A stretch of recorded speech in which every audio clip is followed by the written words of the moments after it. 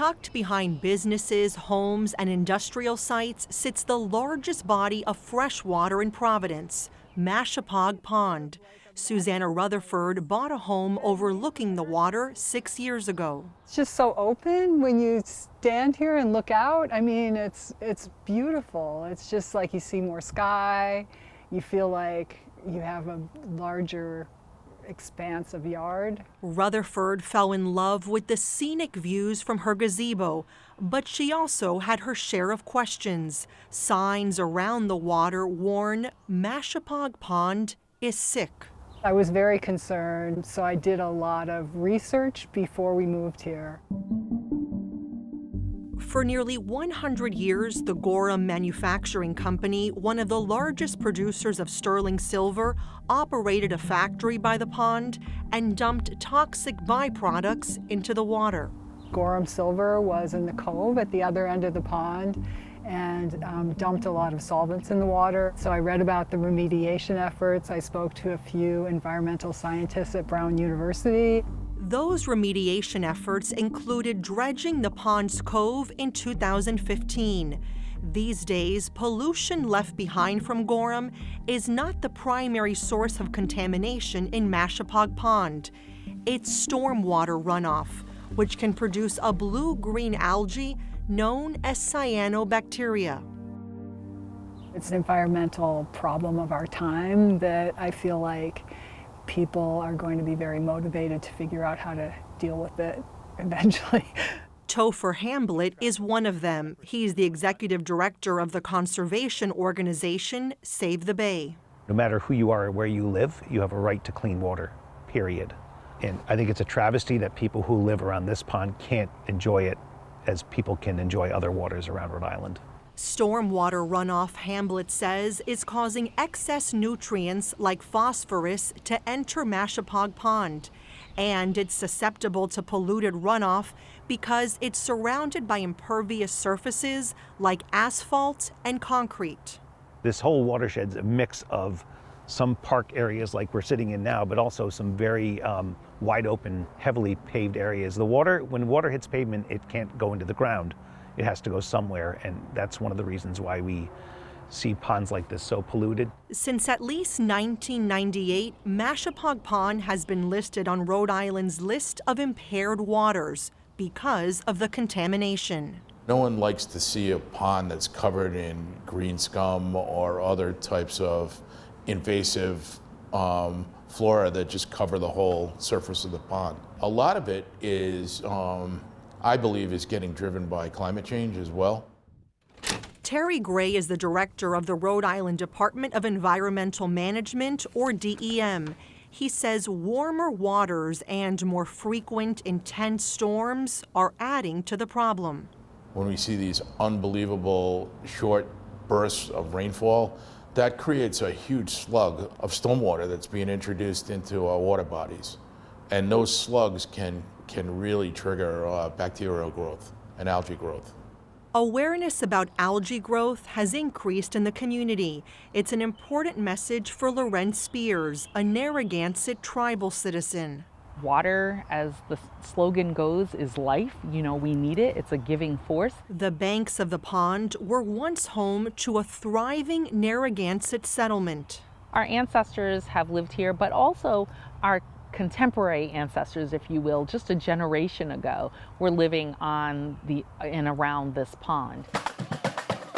Spears credits a decade of annual processions held around the pond with helping to raise awareness about the contamination.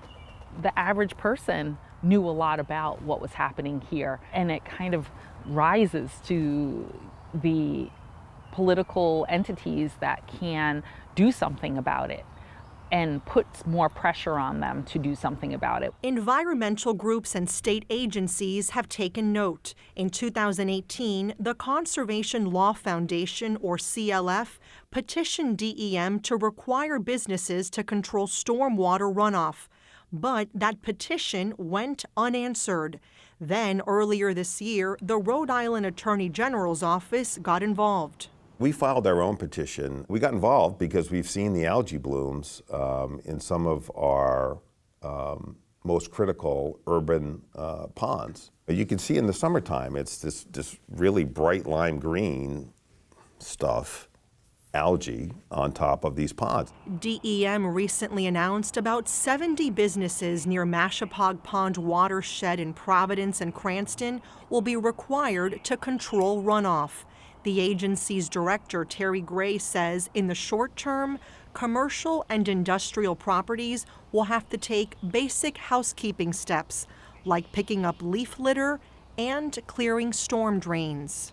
A lot of times what happens is the rain flushes nitrogen and phosphorus out of that material by flowing through it. And then the water, which could look perfectly clear, carries those materials downstream. And boom, what that is that's food for the organisms that are living in the pond naturally. And if you overfeed them, boom, you get this bloom that people see towards the end of the summer every year. I have heard from a few people who say, look, telling people to clean up their leaf litter or sweep their parking lots doesn't go far enough. We're asking people for the bare minimum. That's where we have to start. One of the things we may ask some of the property owners to do is to put measures in place to keep that stormwater on your site. That could include pervious pavement, rain gardens, tree wells. These are all sort of technologies that are more current that get the water back in the ground. And then it's not flowing over the surface of the land as stormwater. Oh my gosh, it's so deep. Susanna Rutherford will be among the first to know if the water quality is improving on Mashapaug Pond. She's also a volunteer with the University of Rhode Island's Watershed Watch program, which measures water quality. On this day, Rutherford and a neighbor were out collecting samples. We monitor visibility, which is an indicator of how many bacteria or algae are blooming. We test for chlorophyll content. We test for dissolved oxygen. So one of the problems when you have overgrowth from runoff, from fertilizer and stuff, that the oxygen lower down goes down to the point where fish can't survive. Some animals still make their home here, like the swan we saw gliding across the water. We also spotted a turtle perched on a log. Topher Hamblett from Save the Bay says cleaning this pond is an environmental justice issue. Ultimately, what does justice look like in terms of restoring the pond? I think justice looks like a clean, vibrant, healthy pond that people in this community are enjoying. Hamblett says there's an acceptance of this kind of pollution in urban areas that would not exist in more affluent communities. If this pond was in East Greenwich or Barrington, you might see a different response to the pollution that's in it. Terry Gray says the work being done in the Mashapaug Pond watershed, which flows into Narragansett Bay, is a case study with lasting ripple effects. As we learn and we see the benefits and we see how to do this effectively, my hope is that we'll apply those lessons to other parts of the state. The long-term goal, he says, is to restore the water so it can be fishable and swimmable. When can people expect to go swimming in that pond, to go fishing there? Too early to say. Remember, it's taken over 100 years to really get to this point. And that's 100 years of history that we have to overcome in order to restore the water quality in this pond. So it's going to take a while. Susanna Rutherford says being out on the water feels like a ghost town. She's seen rotting docks submerged, a sign, she says, this was once a vibrant place.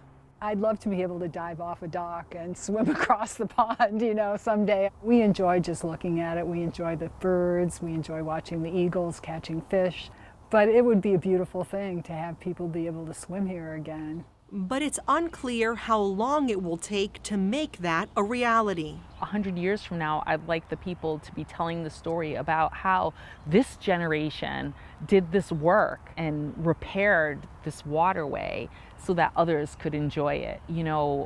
There was a time where most people couldn't enjoy the bay, and we did a lot of work, and now most of the bay is enjoyable. And so if we can do that, then we can do this.